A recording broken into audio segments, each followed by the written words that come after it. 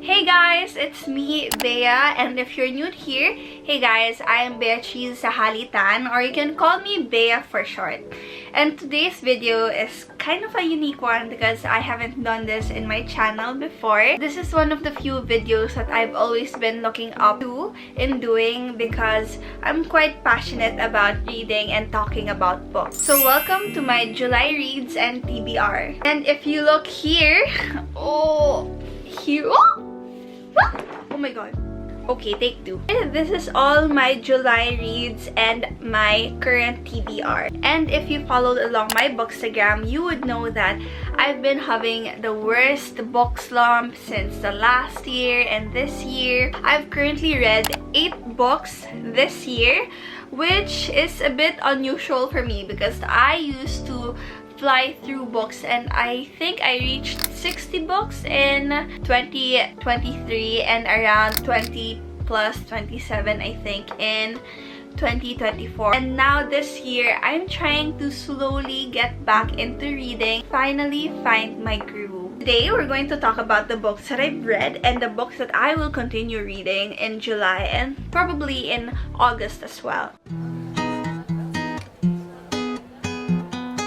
So first, let's talk about my July reads and my current read. The first book that I read this July is The Penelopiad by Margaret Atwood. I love myself a good Margaret Atwood book. I've read her Handmaid's Tale and that book is totally... it changed my whole view. And I really love reading Margaret Atwood's books because she portrays the hardships and all of the challenges women faces in such a unique storytelling. Being a woman myself at this young age, reading her books really just delves into my heart deeply, and I feel so much for all of the women in her books, and in some ways I do relate to them as well. So this book revolves around the Greek mythology, specifically Penelope, which is the wife of Odysseus. And if you know your Greek mythology, she's very famous for being the faithful and loyal wife of Odysseus while being gone throughout the Trojan War and also in Odysseus' adventures on the way they're back home in Ithaca. So this book is actually a very unique storytelling. It starts with Penelope already in the underworld, and it's so unique because you can see kind of a modern take integrated to it. So you could see her knowing about the phones and knowing about all of that, but that's not the highlight of this book. This book tells the story of Penelope in her perspective and how she battled through all of her challenges while Odysseus was gone in their kingdom. So being a woman, trying to maintain power and trying to maintain their control within the surroundings was such a beautiful take. And I also loved how Margaret Atwood focused on the 12 maids that were hanged. You can see here their perspectives. Also unique in a way because some of these pages contain poetry. And we all know that Margaret Atwood has a strong feminist perspective when it comes to writing her book. So I really do appreciate her writing in this. It's a short and quick read and sometimes it takes into a funny way, not being too serious. So I do suggest this book. I rated this a 4 out of 5 and it's definitely a book I would recommend if you're interested in Greek mythology or you're just interested in Penelope's story. So the next book that I read is Check and Mate by Ali Hazelwood. This author, I read all of her books except for her recent ones because I believe it's more of a steamy romance. I don't really enjoy that much kasi I'm more into kind of the cutesy love stories and closed doors romance. So this story is about Mallory Greenleaf. She's an oldest daughter who used to play chess but now is not interested anymore because due to her past experiences, which you can delve more into when you read this book. But then she had to enter kind of like a chess tournament for her friend, and after that, when she joined the game, she actually beat like the reigning champion in chess in just one game. So the premise is very interesting on this, and the character that she is romantically affiliated with is the champion that she beat in that game. And I love how the story is just not about their romance, but it also revolves on Mallory's personal challenges and life experiences, being the oldest daughter, being the provider in the house since her mom is sick while her other siblings were just too young to be working. So this was a slow-paced read at the start, but then when you get to the middle and up to the end, it's very fast-paced. And I love how it's such a simple read.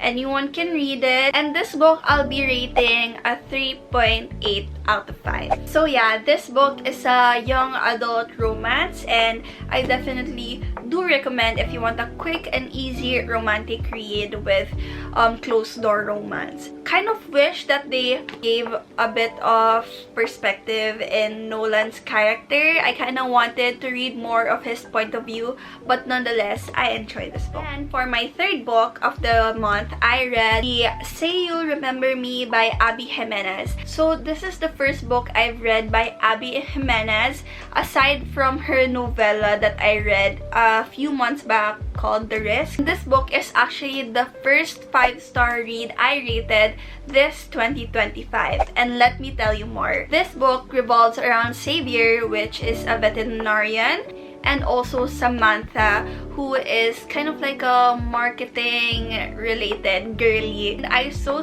love this book because their banter is just amazing and the characters are so well written.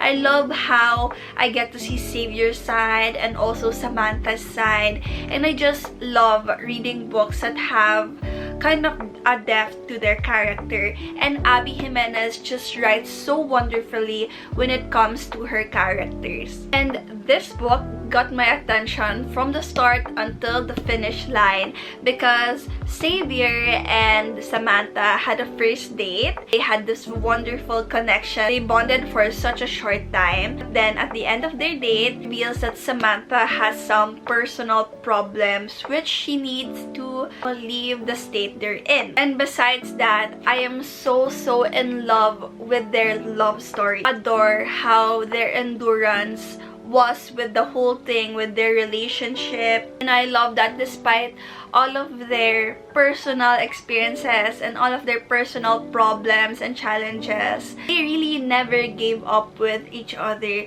Their love it feels so tangible when you read it. This deserves the 5-star read that it gets. I love how it dwells with real life experiences that probably some people also experience. And I can tell you, they really went through the trenches, these two characters, I swear to God. Sometimes I just felt so bad that I wish I could help them in a way. But I think that's one of the reasons why I gave this a 5-star read, because it made me feel so much. And in some ways, I've also learned from this book that not everything is perfect. And at the end of the day, what really matters is the dedication that you have with one another. Why you shouldn't prioritize what other people think, because at the end of the day, again, it doesn't matter what other people think. What matters is what makes you happy and what makes you fulfilled. And the next book that I have is Electra by Jennifer Saint. This book actually has 3 POVs. It has Clytemnestra, Cassandra, and Electra. This is a Greek mythology related book. And these 3 characters, you could see how their life can also be intertwined, but at the same time, they're going through something unique and something very heavy for themselves. And they all have their own challenges and all heartaches in life. Overall, my thoughts in this, they really should have named it Clytemnestra, because Clytemnestra was my favorite out of all of them 3. So we had Clytemnestra, who was a strong wife that had to endure so much from Agamemnon and all of the above. I just loved how Clytemnestra, you can feel all of the pain that she was in during that time, and all of the love that she used to have. And it's so interesting to me how Clytemnestra was so beautifully written, and I love everything about her. And I was actually sobbing when I got to a certain part of the book, which I'm not going to spoil. Next, we have Cassandra. She also endured so much in this book. I was kind of rooting for her to at least have peace in the end, and I guess in some ways she did get her peace that she wanted. For Electra, honestly, she really just bored me. From part 1 to part 3, that was okay, I liked it, but the mid part 3 to the end where we had Electra, most of these parts, I really didn't like it. I just skimmed through it because she felt so surface level. For example, with his father, putting him in a pedestal when literally he was such a bad person. There were so many signs where she could be like, yeah, maybe my father is kind of like a bad person. In the end, she was still like, my dad, oh, my dad. So, my god, I really didn't like that part. All of the above, I like this book. I love Clytemnestra's part of this book, and I also feel in my heart for Cassandra in this book. I don't know. I'm rating this book a 3 out of 5. Maybe if you read this book, you might like it, but yeah, for me, it's just a 3 out of 5, which is still a good rating in my perspective. It's just not something that I would try to read again. And now for my current read, I have the newly released book by Emily Henry, which is The Great Big Beautiful Life. And I read all of Emily Henry's books because I just love how she writes her characters. I love how you can relate to a character's life experiences in so many ways.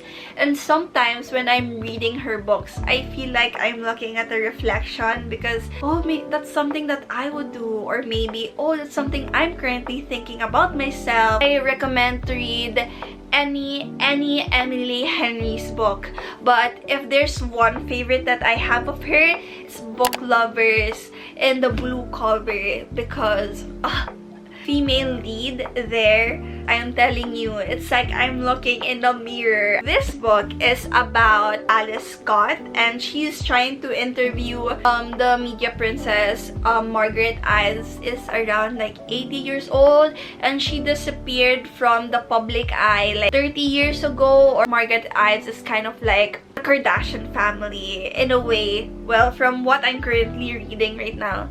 And after all of Margaret's experiences, she just went bye-bye. In this book, we could see Alice Scott finding Margaret and trying to make her biography so that the world could know what truly happened to Margaret Ives. Alice Scott does have a competitor, which is the male lead in this story. I currently love Alice Scott's personality because she's so bubbly, she's so happy-go-lucky with everything. She finds beauty in everything. She finds all of the goodness in a person, even if that person shows you their worst parts. But overall, I'm liking my current read so far. Okay guys, so that's for my July reads and current read. Now let's move on to my TBR.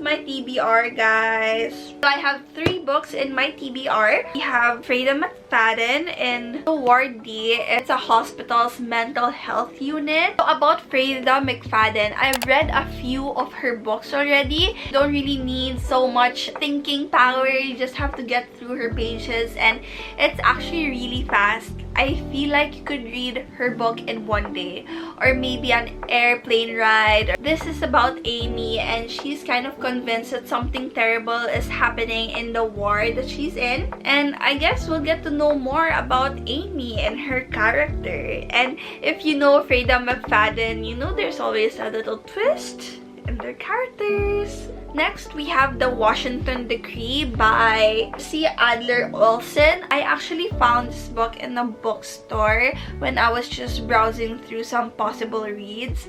So this book is about Dorothy Dottie Rogers, and she works in the White House, and the president that she's working for is Senator Bruce Johnson. And then we'll get to see how Johnson kind of spirals during his term because president's wife was assassinated, and it just creates a domino effect of all of the scary things that could happen when the president that's in charge could dive into a dark headspace. So yeah, rights were taken away so easily, which is definitely scary. We could see lockdowns, we could see how the freedom of the citizens gets slowly taken away because of just one person that's in lead of a whole country. I haven't seen the reviews and Goodreads, but yeah, I'm hoping it's a good one. And lastly, we have The Atmosphere, a love story by Taylor Jenkins Reid. I love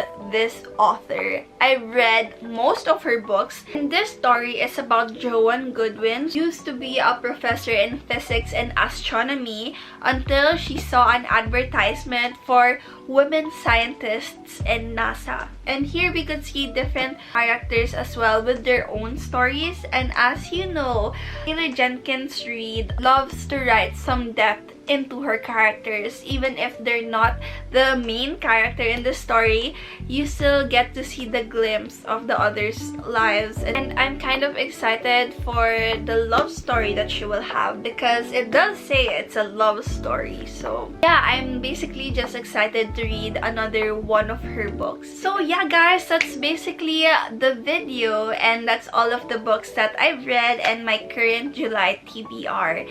Do let me know if you've read any of these books, if any here is your favorite, or if you contradict with any of my experiences in reading this. Comment down below and tag me guys in my Bookstagram here if you're trying to read any of these books, or if you've read them. Guys, let's be friends on my Bookstagram. I love reading other people's reviews and books. That's basically how I try to find my next read as well. So that's it. Thank you for watching, and subscribe down below and like this video if you want more. And again guys, comment down below if you want any other video recommendations, and I'll make sure to make some new book vlogs if that's what you guys wanted. So yeah, that's it for my book vlog. Thank you so much for watching everyone. Bye!